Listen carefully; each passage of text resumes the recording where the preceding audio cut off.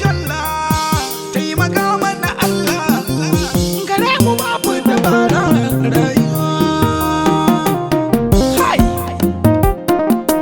ya Allah, Sala Jalalu makagin ko ina taimaka mana Allah. Ayyukan khairi in za mu yi ka hane mu kasala, ka daɗe mu wadatar zuci dan darajar la haula. Sarkin farko da ƙarshe kai ne mai cire illa rayuwa.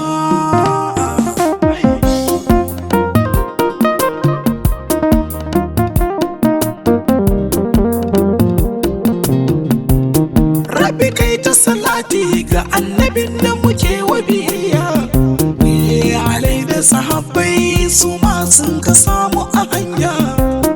Darajar alfarmar su rabbana ka raba mu da jinya, tunda in ka kwanta wani ma bai ta ya kada ko addu'ar kwarai.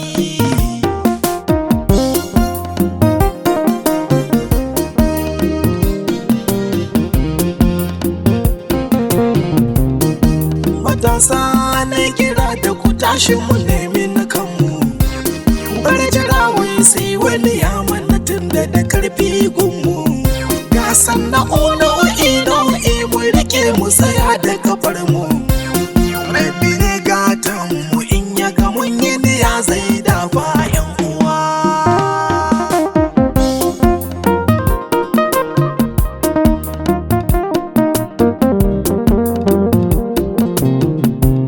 Tagumi siffar damuwa, wani bashi da aiki, wani gashi yana bauta amma ba a yi mishi kirki, wani ko a cikin gida na suka gaba shi da ɗaki. To wai me kake yi gaye tashi ka nemi na kanka ka more rayuwa.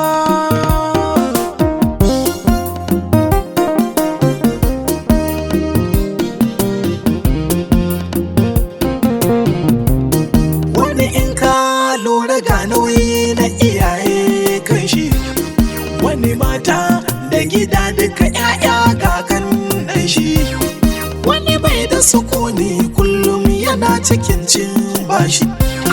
Taimaka mana Allah ta damu dai da annabinka muke yin takama.